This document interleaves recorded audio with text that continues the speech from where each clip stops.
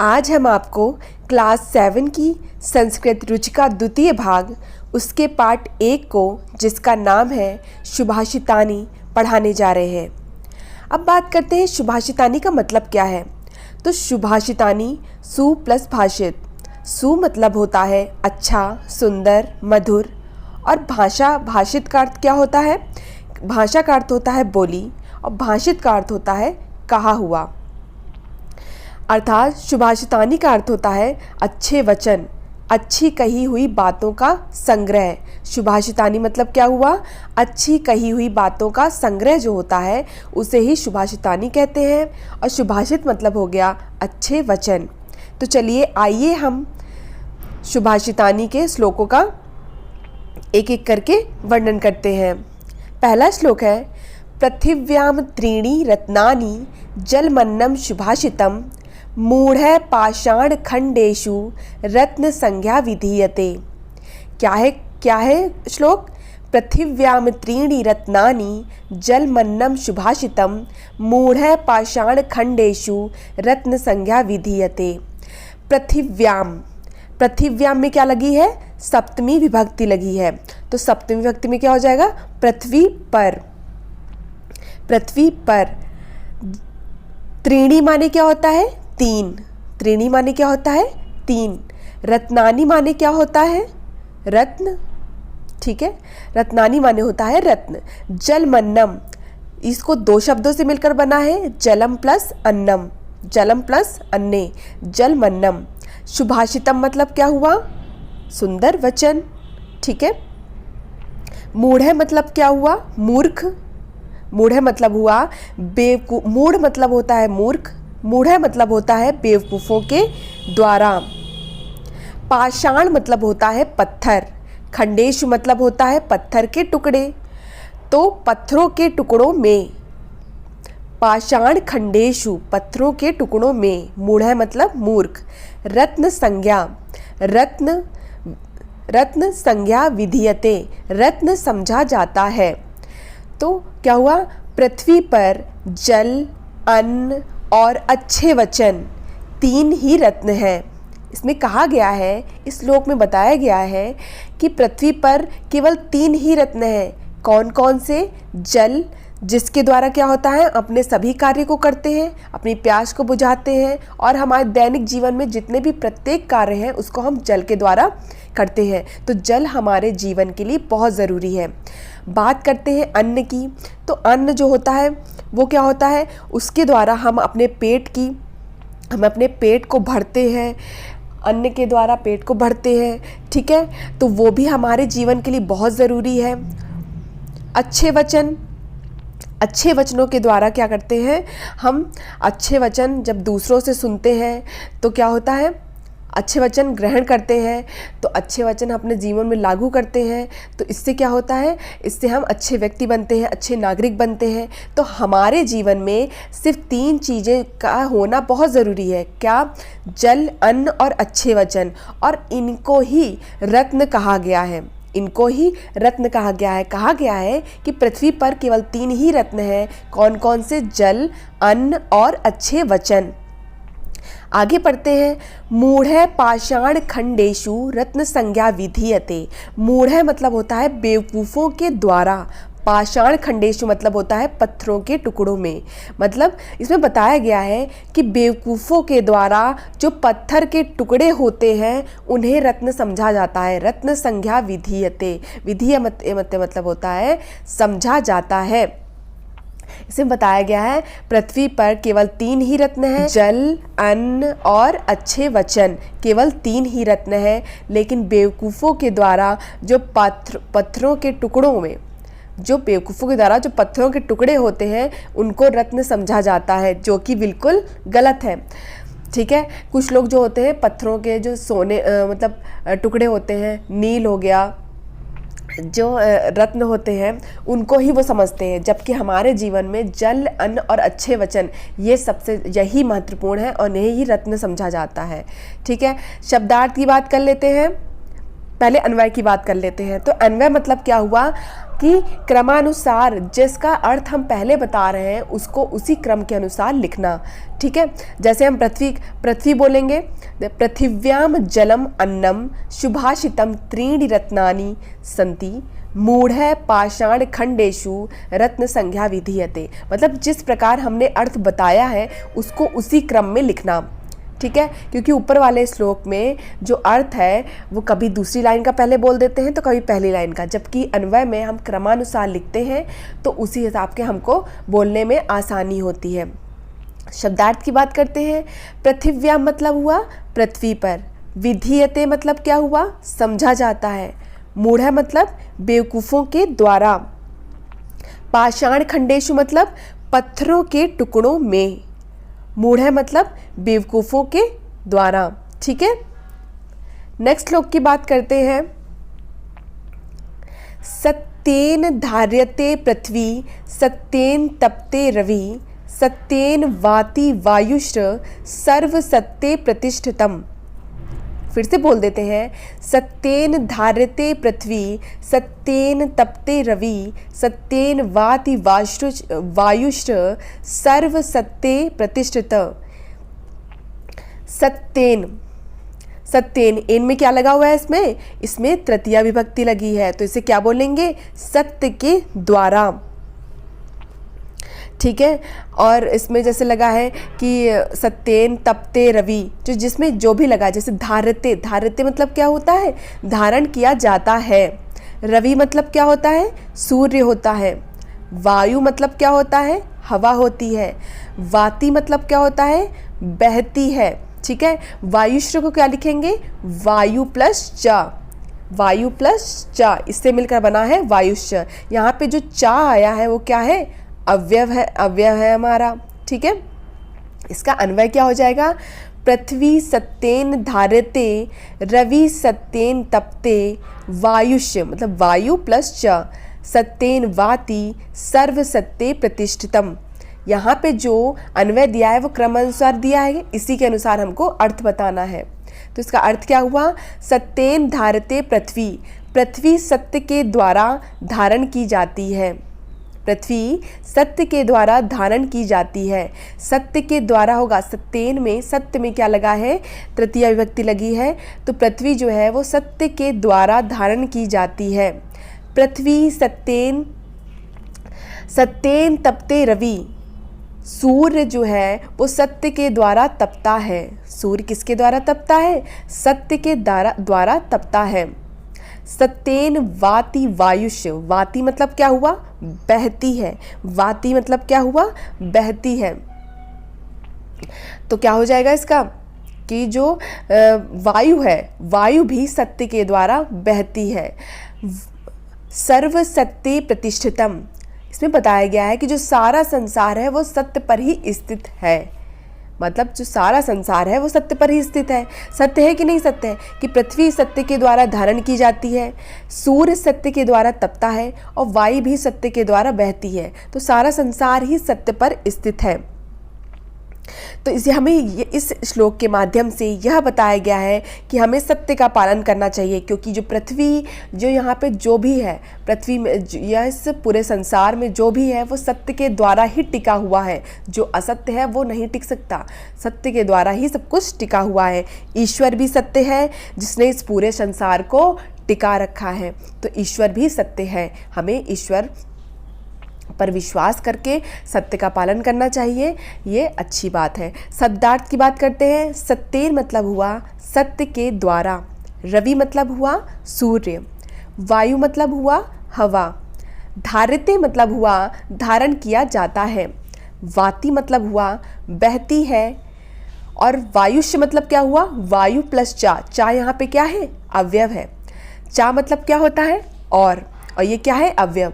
अवयव क्या होते हैं, अवयव वे होते हैं जिन पर लिंग वचन विभक्ति किसी का भी कोई भी प्रभाव नहीं पड़ता है। ठीक है, आइए बात करते हैं थर्ड श्लोक के बारे में। दाने तपसि शौर्यम च विज्ञाने विनयनये विस्मयो न ही कर्तव्यो बहुरत्ना वसुंधरा। फिर से पढ़ देते हैं। दाने तपसि शौर्यम च विज्ञाने विनयनये विस्मयो न हि कर्तव्यो बहुरत्ना वसुंधरा। वसुंधरा मतलब क्या हुआ? वसुंधरा मतलब हुआ पृथ्वी। तो ये सभी हमारे वसुंधरा के रत्न हैं। हमारी पृथ्वी क्या है? अनेक रत्नों से भरी हुई है। इसमें बताया गया है कि हमारी पृथ्वी जो है वो अनेक रत्नों से भरी हुई है। ठीक है, हमारी पृथ्वी पर अनेक रत्न हैं। तो यहाँ पे अन्वय क्या हो जाएगा? दाने तपस्वी शौर्यम विज्ञाने विनय नये चा विस्मय न कर्तव्य ही बहुरत्ना वसुंधरा। विस्मय माने क्या होता है? संदेह। तपस्वी माने क्या होता है? तप में। ठीक है, विनय मतलब क्या हुआ? नम्रता में। नए मतलब क्या हुआ? नीति में। कर्तव्य मतलब क्या हुआ? करना चाहिए। वसुंधरा मतलब पृथ्वी। ना मतलब नहीं। ही मतलब निश्चय ही। ही क्या है? अवयव है। ना क्या है? अवयव, जिसे लिंग वचन का कोई प्रभाव नहीं पड़ता है। तो देखिए अर्थ क्या है इसका? दाने, दान में।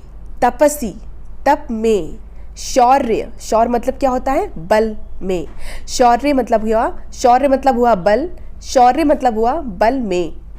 विज्ञाने, विशेष ज्ञान में। विनय मतलब हुआ नम्रता में। नए मतलब हुआ नीति में। विस्मयो मतलब क्या हुआ? विस्मय मतलब क्या हुआ? संदेह। आश्चर्य नहीं करना चाहिए। दान में, तप में, बल में, विशेष ज्ञान में, नम्रता में और नीति में आश्चर्य नहीं करना चाहिए। विस्मय मतलब क्या हुआ? आश्चर्य नहीं करना चाहिए। कर्तव्य बहुरत्ना वसुंधरा, निश्चय ही पृथ्वी अनेक रत्नों से लदी हुई है। कि हमें अपनी पृथ्वी पर संदेह नहीं करना चाहिए, क्योंकि हमारी पृथ्वी जो है अनेक रत्नों से भरी हुई है। दान किसको ज़रूरत होती है? दान की। जो निर्धन होते हैं उनके लिए, निर्धनों के लिए दान बहुत उपयोगी है। ठीक है, उनको हमें दान देना चाहिए। ठीक है, तो कहने का मतलब है हमारी पृथ्वी है वो अनेक रत्नों से लदी हुई है। अनेक रत्नों का उसमें भंडार है। दान में, तप में, बल में, विशेष ज्ञान में, नम्रता में और नीति में हमें आश्चर्य नहीं करना चाहिए। निश्चय ही पृथ्वी जो है अनेक रत्नों से लदी हुई है। शब्दार्थ की बात कर लेते हैं। तपस्वी मतलब हुआ तप में। नए मतलब हुआ नीति में। कर्तव्यों का अर्थ है करना चाहिए। वसुंधरा का अर्थ है पृथ्वी। विनय का अर्थ है नम्रता में। विस्मयों का अर्थ है आश्चर्य। ही का मतलब है निश्चय ही। ना का अर्थ है नहीं। यहाँ पे जो ही और ना है वो क्या है? अव्यय है। ठीक है, नेक्स्ट श्लोक की बात करते हैं। सद्भिरेव साहसीत सद्भि कुर्वीत संगतिम सद्भिवादम मैत्री च न सद्भिवि किंचिद रेत। अन्वय क्या है? सद्भि सह एव आसीत सद्भि संगतिम कुर्वीत सद्भि सह विवादम मैत्री च असद्भि सह किंचित न आचरेत। सद्भिरेव का इसका दो शब्दों से मिलकर बना है, सद्भि प्लस एव। सद्भि मतलब क्या हुआ? सज्जनों के साथ। सज्जनों के साथ। तो सज्जनों के साथ ही सद्भिरेव साहसीत मतलब हुआ सह जहाँ पे लग जाता है वहाँ क्या हो जाता है? तृतीया विभक्ति हो जाती है। सद्भि, भी क्या है इसमें? प्रत्यय है। और सद मतलब क्या हुआ? सज्जन। और सह जहाँ लग जाता है उसका क्या? तृतीया विभक्ति हो जाती है। तो क्या हो जाएगा? सज्जनों के साथ ही रहना चाहिए। सद्भिरेव साहसीत, सज्जनों के साथ ही रहना चाहिए। सद्भि कुर्वीत संगीतम, सद्भि कुर्वीत संगीतम, तो क्या हो जाएगा? सज्जनों में दोस्ती करनी चाहिए। सज्जनों के साथ ही रहना चाहिए इसमें बताया गया है। और सज्जनों के साथ ही दोस्ती करनी चाहिए। क्यों दोस्ती करनी चाहिए? देखिए आगे बात करते हैं। सद्भिवादम मैत्री, सज्जनों के साथ ही वाद विवाद करना चाहिए और मित्रता करनी चाहिए। वाद विवाद मतलब क्या हुआ? वार्तालाप करना चाहिए उनसे। जब हम उनसे वार्तालाप करेंगे तो उनके विचारों को हम जान सकेंगे, और जान सकेंगे तो हम उन्हें ग्रहण भी कर सकेंगे, क्योंकि सज्जन के विचार क्या होते हैं? अच्छे विचार होते हैं। तो सज्जनों के साथ ही रहना चाहिए, सज्जनों से दोस्ती करनी चाहिए, सज्जनों के साथ वाद विवाद और मैत्री मतलब क्या हुआ, मित्रता, और मित्रता करनी चाहिए। नासाद भी किंचिदाचरेत, दुष्ट लोगों के साथ। देखिए यहाँ पे सद्भी में क्या लग गया है, ना लग गया है। ना मतलब क्या हो गया, दुष्ट लोग। ना सद्भी मतलब हो गया दुष्ट लोग। दुष्ट लोगों के साथ कुछ भी आचरण नहीं करना चाहिए। क्यों? क्योंकि संगति का असर बहुत होता है। अगर आप दुष्ट लोगों के साथ वार्तालाप करेंगे तो उनकी संगति का असर आप पर पड़ेगा। इसीलिए इसमें बोला गया है सज्जनों के साथ ही रहना चाहिए, सज्जनों से दोस्ती करनी चाहिए, सज्जनों के साथ ही वाद विवाद करना चाहिए और सज्जनों के साथ मित्रता करनी चाहिए, लेकिन दुष्ट लोगों के साथ कोई भी आचरण नहीं करना चाहिए। तो शब्दार्थ की बात करते हैं। सद्भिरेव बना है दो शब्दों से, सद्भि प्लस एव, सज्जनों के साथ ही। सहासीत, सह प्लस आसीत, सहासीत मतलब क्या हुआ, साथ रहना या बैठना चाहिए। संगतिम दोस्ती, संगति होती ना, संगति का सर, संगति मतलब क्या हुआ, दोस्ती। सद्भिर्विवादम, सज्जनों के साथ वाद विवाद। मैत्री मतलब क्या हुआ, मित्रता या दोस्ती। किंचित मतलब हुआ कुछ, यहाँ पे किंचित क्या है, अव्यव है। किंचित मतलब हुआ कुछ। आचरेत मतलब हुआ आचरण करना चाहिए। 5वां श्लोक है, धन धान्य प्रयोगेषु विद्यायाः संग्रहेषु च आचारे व्यवहारे च व्यक्त लज्ज सुखी भवेत्। फिर से पढ़ देते हैं इसको। धन धान्य प्रयोगेषु विद्याया संग्रहेषु च आहारे व्यवहारे च व्यक्त लज्ज सुखी भवेत्। व्यक्त लज्जेत सुखी भवेत्। अन्वय क्या है इसका, धन धान्य प्रयोगेषु विद्याया संग्रहेषु च आहारे व्यवहारे च व्यक्त लज्ज सुखी भवेत्। अर्थ क्या है, धन धान्य प्रयोगेषु, धन और धान्य प्रयोग में, धन और धान्य प्रयोग में, विद्याया संग्रहेषु च, विद्या के बटोरने में, विद्या के संग्रह मतलब बटोरने या संग्रह करने में, आहारे व्यवहारे च, भोजन करने में और व्यवहार में,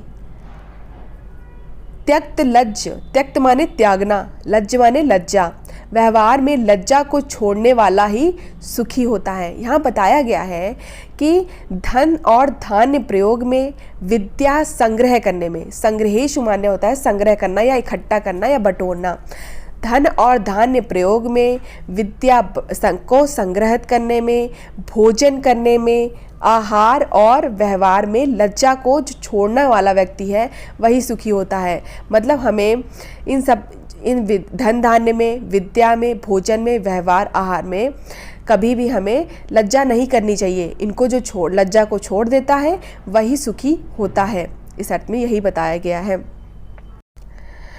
इसमें शब्दार्थ है धन धान्य प्रयोगेषु, दो शब्दों से मिलकर बना है धन धान्य प्रयोगेषु। धन धान्य मतलब हुआ धन और धान्य, प्रयोगेषु मतलब हुआ प्रयोग में।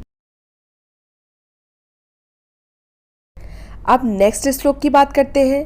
तो नेक्स्ट श्लोक क्या है, क्षमा वशीकृति लोके क्षमया की न साध्यते, शांति खड्ग करे, शांति खड्ग करे यस्य की करिष्यति दुर्जना।